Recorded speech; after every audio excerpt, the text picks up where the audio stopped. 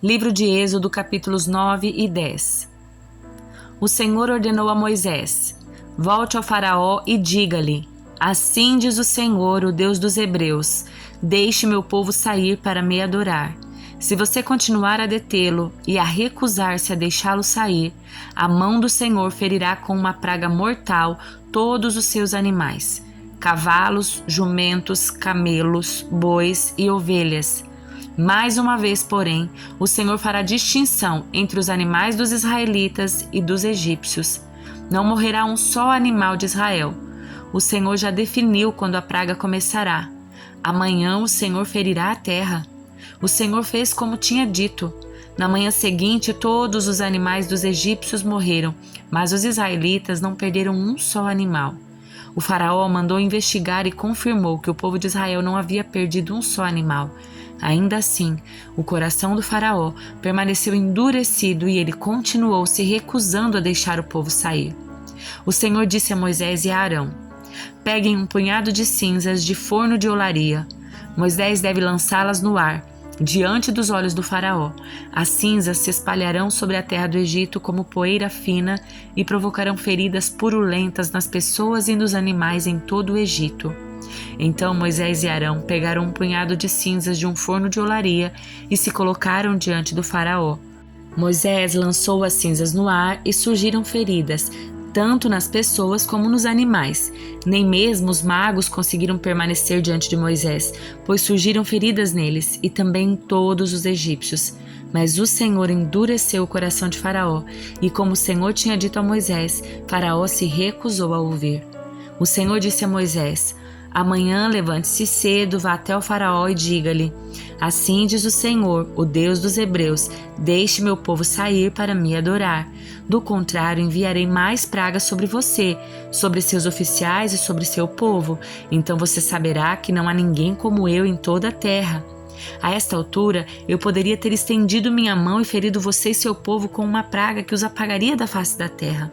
Mas eu o poupei a fim de lhe mostrar meu poder e propagar meu nome por toda a terra.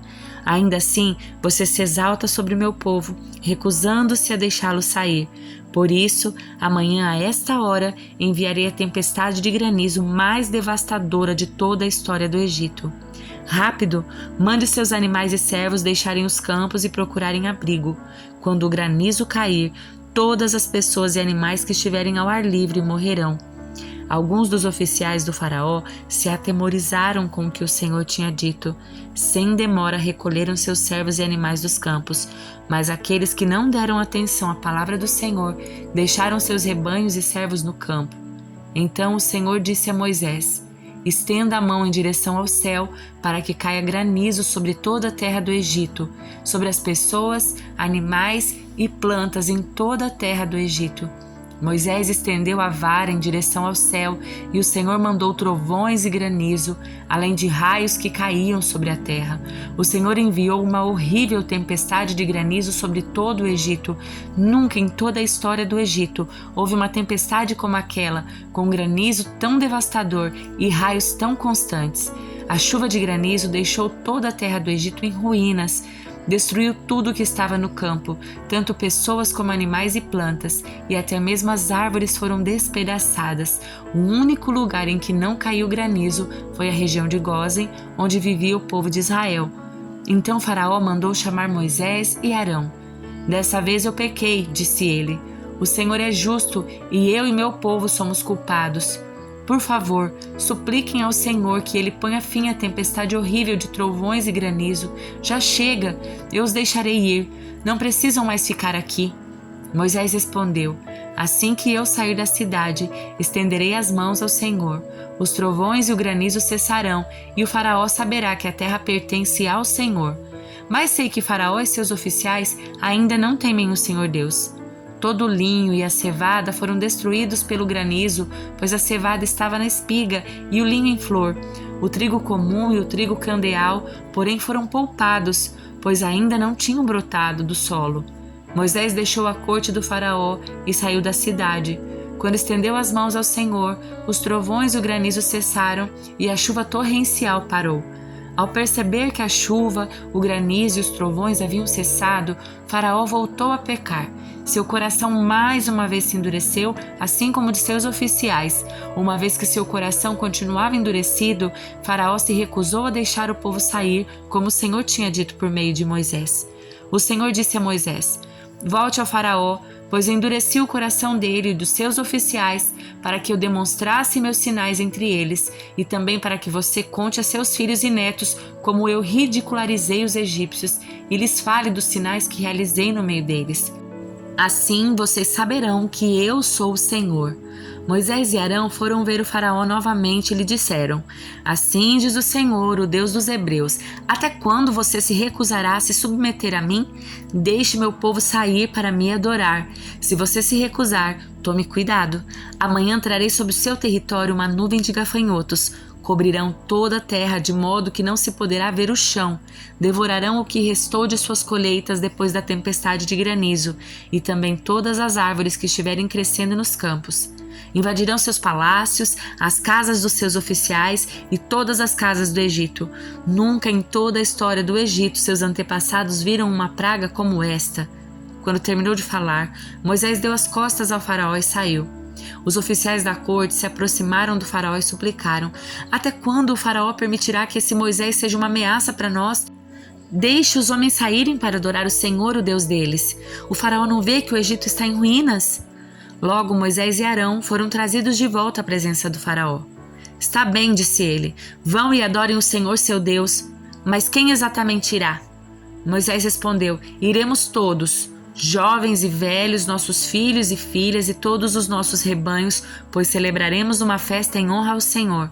O faraó retrucou: Sem dúvida precisarão que o Senhor esteja com vocês, se eu permitir que levem seus filhos pequenos. Eu sei do seu plano mal intencionado.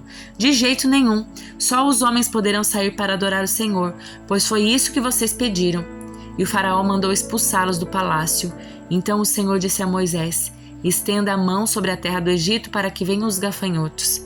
Que eles cubram a terra do Egito e devorem todas as plantas que sobreviveram à tempestade de granizo. Assim Moisés estendeu a vara sobre a terra do Egito, e o Senhor fez soprar um vento leste sobre a terra durante todo o dia e toda a noite.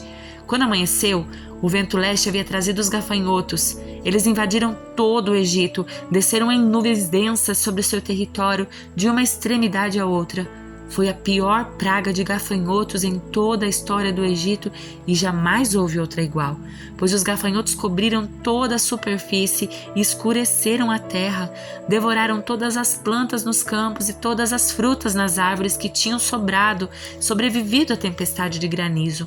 Não restou uma só folha nas árvores, nem nas plantas em toda a terra do Egito. Sem demora, Faraó mandou chamar Moisés e Arão e lhes disse: Pequei contra o Senhor seu Deus e contra vocês.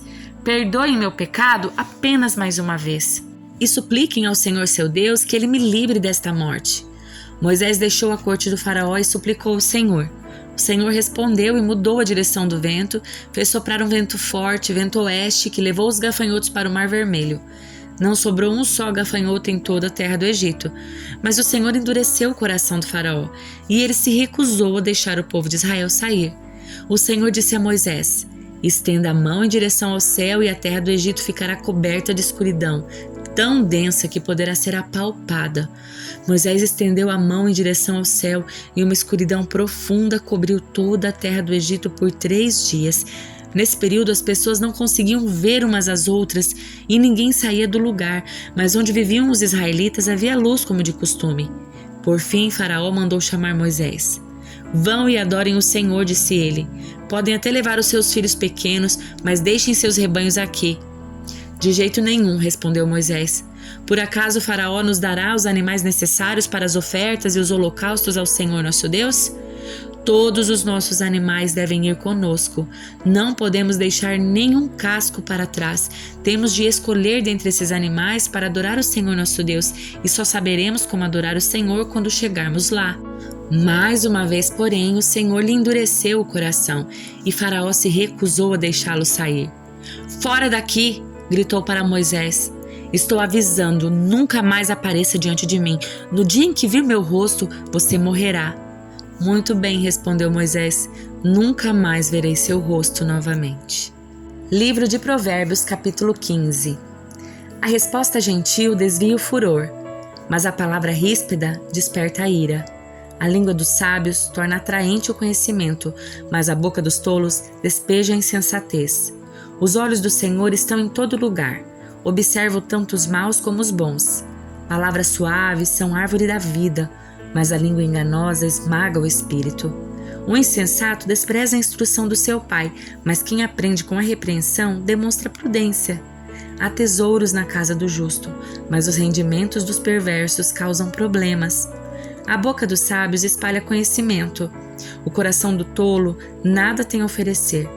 Os sacrifícios dos perversos são detestáveis ao Senhor, mas Ele tem prazer nas orações dos justos. Os caminhos dos perversos são detestáveis para o Senhor, mas Ele ama aquele que busca a justiça. Quem abandona o caminho correto sofrerá disciplina severa. Quem odeia a repreensão morrerá. A morte e a destruição nada escondem do Senhor, quanto mais o coração humano. O zombador odeia ser repreendido, por isso se afasta dos sábios. O coração contente alegra o rosto, mas o coração triste abate o espírito. O sábio tem fome de conhecimento, enquanto os tolos se alimentam de insensatez. Para os aflitos, todos os dias são difíceis. Para o coração alegre, a vida é um banquete contínuo. É melhor ter pouco e temer o Senhor que ter um grande tesouro e viver ansioso. Um prato de verduras ao lado de quem você ama é melhor que carne saborosa junto de alguém que você odeia. Quem se ira facilmente provoca brigas, mas quem tem paciência acalma a discussão. O caminho do preguiçoso é bloqueado por espinhos, mas o caminho do justo é uma estrada aberta. O filho sensato alegra seu pai, o filho tolo despreza sua mãe. A insensatez alegra quem não tem juízo, mas quem tem bom senso permanece no caminho certo. Planos fracassam onde não há conselho, mas tem êxito quando há muitos conselheiros. Todos se alegram quando dão a resposta apropriada. Como é bom dizer a coisa certa na hora certa. O caminho da vida leva o prudente para cima. Ele deixa a sepultura para trás. O Senhor derruba a casa dos orgulhosos, mas protege a propriedade da viúva. Os planos perversos são detestáveis para o Senhor, mas Ele tem prazer nas palavras puras. A cobiça traz aflição para toda a família, mas quem odeia subornos viverá. O coração do justo pensa bem antes de falar. A boca dos perversos transborda de palavras maldosas. O Senhor está longe dos perversos, mas ouve as orações dos justos. O olhar animador alegra o coração. Boas notícias dão vigor ao corpo. Quem dá ouvidos à crítica construtiva se sente à vontade entre os sábios. Quem rejeita a disciplina prejudica a si mesmo, mas quem dá ouvidos à repreensão adquire entendimento. O temor do Senhor ensina sabedoria, a humildade precede a honra. Evangelho de Marcos, capítulo 2. Dias depois, quando Jesus retornou a Cafarnaum, a notícia de que ele tinha voltado se espalhou rapidamente. Em pouco tempo, a casa onde estava hospedado ficou tão cheia que não havia lugar nem do lado de fora da porta. Enquanto ele anunciava a palavra de Deus, 4 homens vieram carregando um paralítico numa maca. Por causa da multidão, não tinham como levá-lo até Jesus. Então abriram um buraco no teto, acima de onde Jesus estava. Em seguida, baixaram um homem na maca, bem na frente dele. Ao ver a fé que eles tinham, Jesus disse ao paralítico: "Filho, seus pecados estão perdoados." Alguns dos mestres da lei que estavam ali sentados pensaram: "O que ele está dizendo? Isso é blasfêmia. Somente Deus pode perdoar pecados." Jesus logo percebeu o que eles estavam pensando e perguntou: "Por que vocês questionam essas coisas em seu coração? O que é mais fácil dizer ao paralítico: seus pecados estão perdoados, ou levante-se, pegue sua maca e ande? Mas eu lhes mostrarei que o Filho do Homem tem autoridade na terra para perdoar pecados." Então disse ao paralítico: "Levante-se, pegue sua maca e vá para casa." O homem se levantou de um salto, pegou sua maca e saiu andando diante de todos. A multidão ficou admirada e louvava a Deus, exclamando: "Nunca vimos nada igual." Em seguida, Jesus saiu outra vez para a beira do mar e ensinou as multidões que vinham até ele. Enquanto caminhava por ali, viu Levi, filho de Alfeu, sentado no lugar onde coletavam os impostos. "Siga-me", disse-lhe Jesus. E Levi se levantou e o seguiu. Mais tarde, na casa de Levi, Jesus e seus discípulos estavam à mesa acompanhados de um grande número de cobradores de impostos e outros pecadores, pois eram muitos os que o seguiam. Quando alguns fariseus, mestres da lei, viram Jesus comer com cobradores de impostos e outros pecadores, perguntaram a seus discípulos: por que ele come com cobradores de impostos e pecadores? Ao ouvir isso, Jesus lhes disse: as pessoas saudáveis não precisam de médico, mas sim os doentes. Não vim para chamar os justos, mas sim os pecadores. Certa vez, quando os discípulos de João e os fariseus estavam jejuando, algumas pessoas vieram a Jesus e perguntaram: por que seus discípulos não têm o hábito de jejuar como os discípulos de João e os discípulos dos fariseus? Jesus respondeu: por acaso os convidados de um casamento jejuam enquanto festejam com o noivo? Não podem jejuar enquanto o noivo está com eles. Um dia, porém, o noivo lhes será tirado, e então jejuarão. Além disso, ninguém remendaria uma roupa velha usando um pano novo. O pano novo encolheria a roupa velha e a rasgaria, deixando um buraco ainda maior. Ninguém colocaria vinho novo em velhos recipientes de couro. O vinho os arrebentaria, e tanto o vinho como os recipientes se estragariam. Vinho novo precisa de recipientes novos. Num sábado, enquanto Jesus caminhava pelos campos de cereal, seus discípulos começaram a colher espigas. Os fariseus lhe perguntaram: por que seus discípulos desobedecem à lei, colhendo cereal no sábado? Jesus respondeu: vocês não leram nas Escrituras o que fez Davi quando ele e seus companheiros tiveram fome? Ele entrou na casa de Deus nos dias em que Abiatar era sumo sacerdote.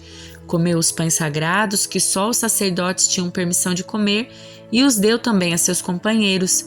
Então Jesus disse: o sábado foi feito por causa do homem, não o homem por causa do sábado. Portanto, o Filho do Homem é Senhor até mesmo do sábado.